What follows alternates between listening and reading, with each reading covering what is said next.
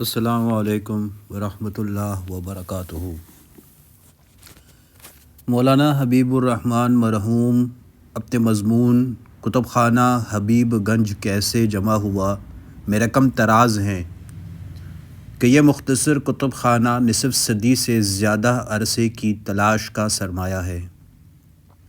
الحمدللہ اس میں ایک بھی نسخہ سرقے یا ناجائز ذریعے کا حاصل کیا ہوا نہیں، بلکہ ایسا ہوا کہ کسی تاجر کتب نے ناواقفیت سے کم قیمت مانگی اور آپ نے زیادہ دام دے دیے۔ نواب صدر یار جنگ کے کتب خانے کی مہر دور عباسی کے مشہور عربی شاعر متنبع کے مصرعے وخیر جلیس فی الزمان کتاب یعنی اور کتاب زمانے میں انسان کا بہترین رفیق ہے پر مشتمل تھی۔ متنبع کا کتابوں کا عاشق زار تھا۔ وہ کہا کرتا تھا کہ کتاب اس کی محبوبہ ہے۔ کیا کوئی شخص اپنی محبوبہ کسی کو مستعار دے سکتا ہے؟ پھر وہ اپنی محبوبہ کسی کو مستعار کیوں دے؟ حکیم ذکی احمد دہلوی مسیح الملک حکیم اجمل خان صاحب کے متعلق اپنے مضمون میں رقم تراز ہے کہ تمام عمر ان کی زندگی ایک طالب علم کی زندگی رہی۔ اگر دنیا میں کسی چیز کو ان کا قلبی اور فطری ذوق کہا جا سکتا ہے تو وہ کتب بینی تھی۔ رامپور کا ریاستی کتب خانہ، پٹھنے کی خدا بخش لائبریری اور اپنے خاندانی کتب خانے کو انہوں نے کھنگال ڈالا تھا۔ برٹش میوزیم لندن اور قسطنطنیہ کی کتب خانوں سے بعض نادر کتابیں فوٹو کروا کر انہوں نے حاصل کی تھیں۔ پھر کتابوں کو وہ پڑھتے ہی نہیں تھے بلکہ ان میں خود جذب ہوتے اور انہیں اپنے اندر جذب کرتے۔ بہت سی کتابیں جو انہوں نے پڑھی تھیں ان کے حاشیوں پر ان کے لکھے ہوئے نوٹ نظر آتے ہیں۔ بعض مصنفوں سے کسی بات میں اختلاف ہوتا تو اسے بھی آزادی سے ظاہر کر دیا کرتے تھے۔ 1908 میں مولانا سید فضل الحسن حسرت موہانی پر بغاوت کے جرم میں مقدمہ چلا اور 2 سال قید بامشقت اور 500 روپے جرمانے کی سزا ملی۔ حسرت جیسے درویش کے پاس اتنی رقم کہاں تھی کہ وہ 500 روپے جرمانہ ادا کرتے؟ چنانچہ ان کی بیش بہا اور نادر و نایاب کتابوں کو جنہیں انہوں نے بڑی محنت اور کاوش سے جمع کیا تھا صرف 60 روپے میں حکومت کی جانب سے نیلام کر دیا گیا۔ اس رنجدہ واقعے پر مولانا حسرت نے لکھا کہ اس جرمانے کی بدولت کتب خانہ اردو معلّہ کی جو حالت ہوئی اس کا بیان نہایت دردناک ہے۔ جن کتابوں کو راکم الحروف نے معلوم نہیں کن کن کوششوں اور دقتوں سے بہم پہنچایا تھا، جن کتابوں میں بہت سے ایسے نایاب قلمی نسخے دوا وین قدیم شعراء وغیرہ کے تھے کہ جن کی نقل بھی کسی دوسری جگہ نہیں مل سکتی، ان سب کو پولیس کے جوان ٹھیلوں میں اس طرح بھر کر لے گئے جس طرح لوگ لکڑی اور بھس لے جاتے ہیں۔ ان کی فہرست بنانا تو درکنار، کسی نے ان کو شمار تک نہ کیا۔ اس کے بعد ان کتابوں پر کیا گزری اس کا ذکر کرتے ہوئے دل دکھتا ہے، اس لیے اس سے قطع نظر ہی مناسب ہے۔ اس جبر و ظلم کا انصاف اللہ کے ہاتھ ہے۔ مولانا ابو الکلام آزاد اپنی زندگی کے ابتدائی ایام میں سر سید سے بڑے متاثر تھے۔ وہ ایک مقام پر لکھتے ہیں کہ ہر وہ چیز جو ان یعنی سر سید کی طرف منسوب ہو آپ کے قلب و ذہن کے لیے بمنزلہ معبود کے تھی۔ نعوذ باللہ۔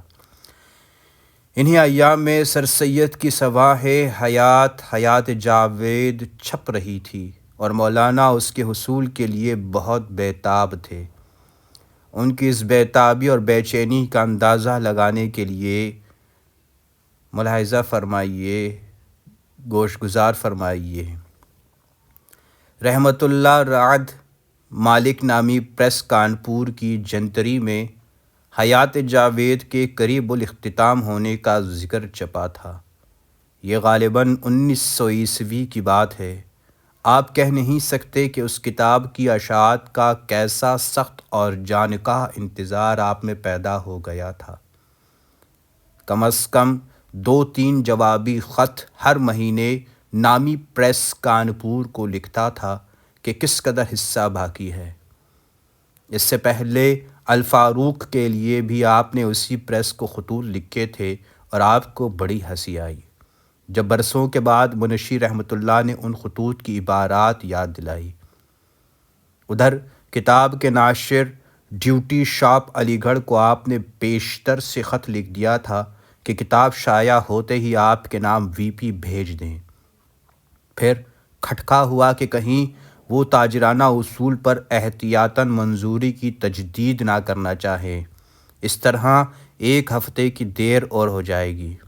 پھر انہیں ایک اور خط لکھا اور اس میں صراحت کر دی کہ بلا کسی اطلاع کے VP بھیجیں، لیکن بائیں ہما معلوم ہوتا ہے کہ اس کے مینیجر کو بھی آپ کا شوق دیکھ کر ستم ظریفی سوجھی تھی۔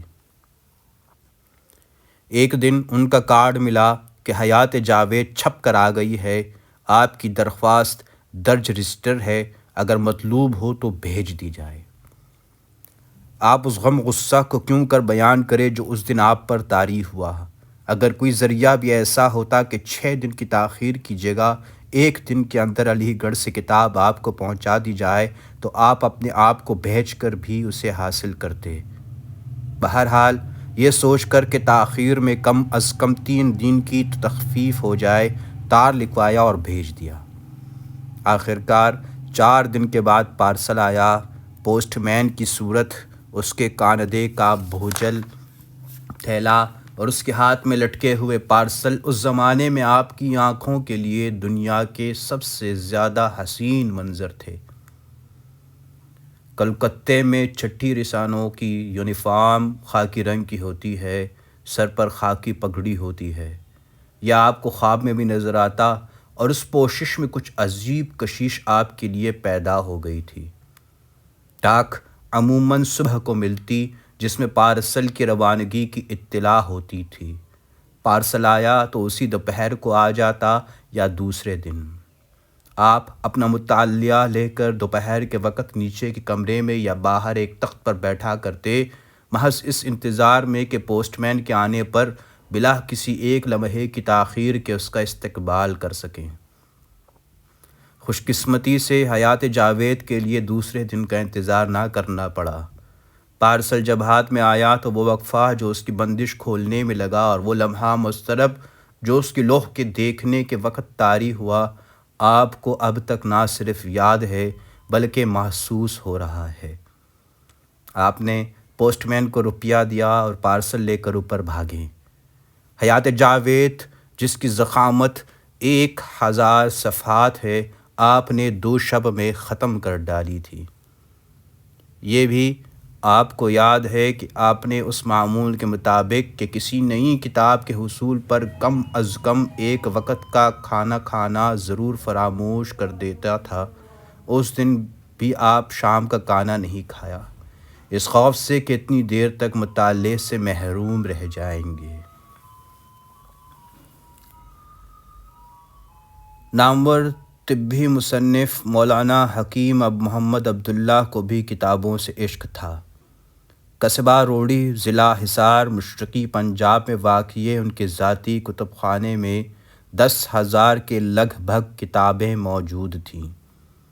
1947 عیسوی کے فسادات میں یہ تمام تر ذخیرہ وہیں چھوڑ دینا پڑا۔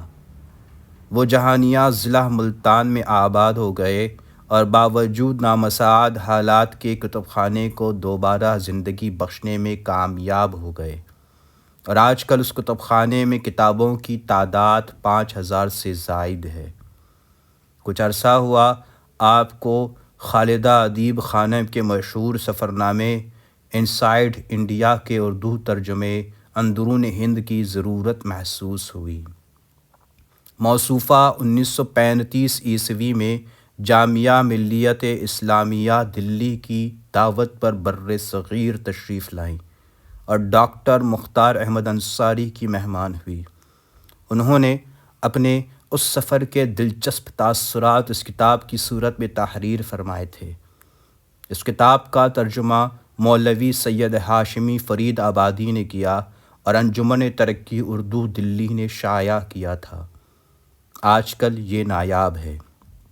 آپ نے اس کتاب کی تلاش میں پاک و ہند کے تمام مشہور و معروف کتب خانوں کو خطوط ارسال کیے، مگر ہر طرف سے جواب نفی میں ملا۔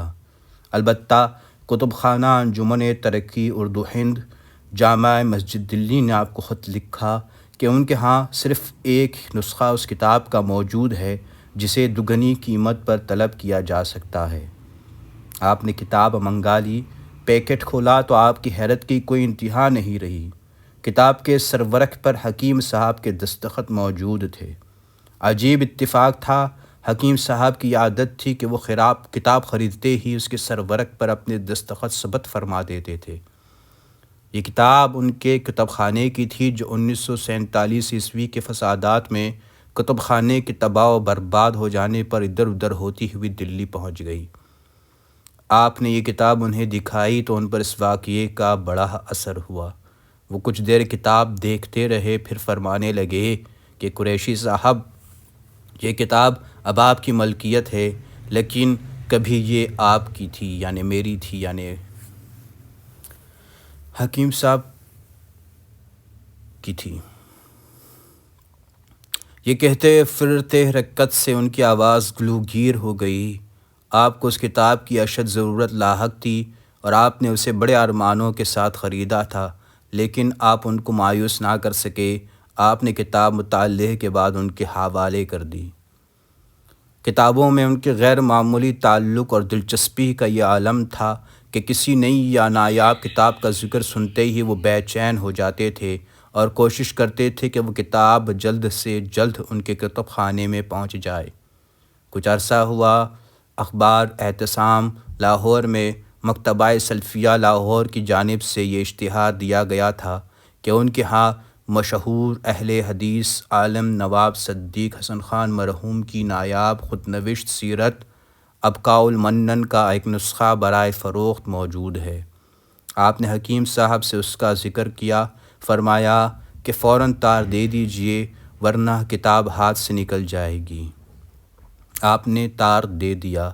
دوسرے روز کتاب موصول ہو گئی اور اس کے ہمراہ مکتبے کی جانب سے یہ اطلاع بھی کہ آپ کا تار مل گیا ہے، کتاب پیش خدمت ہے، ورنہ ان کے پاس اس سلسلے میں کئی فرمائشیں آ چکی تھیں۔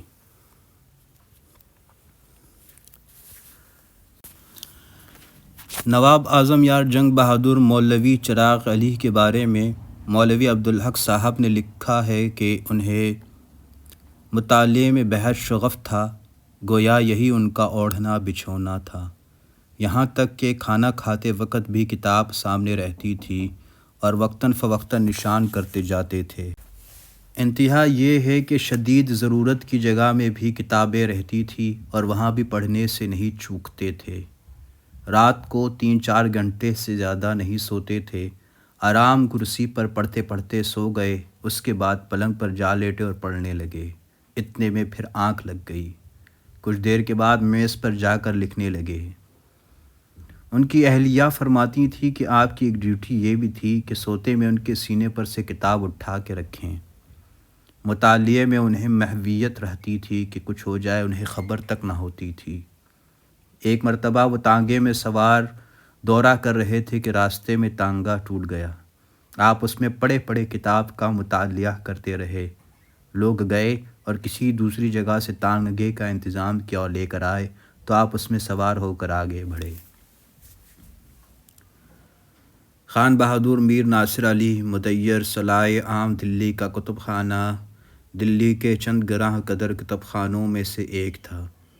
اس میں چاروں طرف سنگین اور بلوری الماریاں لگی ہوئی تھیں جن میں سینکڑوں کی تعداد میں نادر اور بیش قیمت نسخے اور ہزاروں عربی، فارسی، انگریزی اور اردو کتابیں رکھی ہوئی تھیں۔ ان کی زندگی میں کیا اہمیت رکھتی تھے اس کا اندازہ ان کے اس مکتوب سے ہو سکتا ہے کہ جو انہوں نے اپنے پوتے سید انصار ناصری سابق deputy director general radio Pakistan کو کبھی لکھا تھا۔ کہ بیٹا ایک آرزو ہے کہ کتب خانہ والا مکان تکلف سے آراستہ ہو جائے اور آپ دن رات وہیں پڑے رہیں۔ تم اگر ساتھ چائے پینے آ جاؤ تو کیا کہنا، کھانا بھی جب بھوک لگے پکا پکایا مل جائے اور لڑکیوں میں سے کوئی آ کر کھلا جائے۔ کوئی نایاب کتاب نظر آئے تو آپ کو اتنا مقدور ہو کہ فوراً خرید لیں، رات کو بے فکر سو جائیں اور صبح خوش اٹھیں۔ دنیا کی جتنی کتابیں دل و دماغ کو خوش کر سکیں سب آپ کے پاس ہوں۔ جاڑے میں انگھیٹی ہو اور گرمیوں میں برف برسات میں کمرے کے اندر بیٹھے رہیں اور وہ ٹپکتا نہ ہو۔ رات کو جلانے کے لیے خوبصورت شمعدان کی روشنی ہو اور جو کتاب آپ کو پسند ہو وہ آپ کے سامنے ہو۔ تم اتنا سامان کر دو تو I will die happily۔ الحاجی محمد زبیر اپنی کتاب اسلامی کتب خانے میں تحریر فرماتے ہیں کہ بادشاہوں میں اندلس کے اموی خلیفہ حکم ثانی کا ذوق مطالعہ اتنا بڑا ہوا تھا کہ اس کے کتب خانے کی 4 لاکھ کتابوں میں سے بہت کم ایسی تھی جن کو اس نے پڑھا نہ ہو۔ اکثر کتابوں پر اس کے لکھے ہوئے حواشی بھی موجود تھے۔ کثرت مطالعہ کے سبب آخر عمر میں خلیفہ کی بینائی کمزور ہو گئی تھی، پھر بھی اس نے مطالعہ جاری رکھا۔ علامہ ابن رشد نے ساری عمر کتب بینی میں صرف کر دی۔ اس کی عمر میں 2 راتیں ایسی آئیں کہ جب وہ مطالعہ نہ کر سکا، ایک شادی کی رات اور دوسری اس کے والد کی وفات کی رات۔ منجم ابو معاشر کے انہماک مطالعہ کا یہ عالم تھا کہ اس نے خراسان سے مکہ معظمہ جاتے ہوئے بغداد کا ایک کتب خانہ خزانۃ الحکمت دیکھنے کا قصد کیا، مگر وہاں پہنچ کر مطالعے میں اتنا محو ہوا کہ مکہ معظمہ جانا ہی بھول گیا۔ بصرے کے ایک عالم جاحظ نے تو اپنی جان ہی ذوق مطالعہ کی نظر کر دی۔ وہ آخر عمر میں مفلوج ہو گیا تھا، لیکن اس حالت میں بھی کتابیں اس کی چاروں طرف پھیلی رہتی تھی اور وہ مطالعے میں منہمک رہتا تھا۔ ایک روز کتابیں جاحظ پر گر پڑی اور وہ ان کے نیچے دب کر مر گیا۔ نواب صدر یار جنگ مولانا حبیب الرحمن خان شیروانی نے اپنی کتاب علماء سلف میں امام ظہری کے متعلق لکھا ہے کہ وہ مطالعے میں اتنے منہمک رہتے تھے کہ دنیا و ما فیہا کی خبر تک نہ رہتی تھی۔ ان کی اہلیہ کو یہ گوارا نہ تھا کہ اس کے شوہر کے دل میں سوائے اس کے کسی اور کی بھی گنجائش موجود ہو، خواہ وہ کتاب ہی کیوں نہ ہو۔ چنانچہ ایک روز اس نے بگڑ کر کہا کہ یہ کتابیں ان پر 300 گنوں سے بھی زیادہ بھاری ہیں۔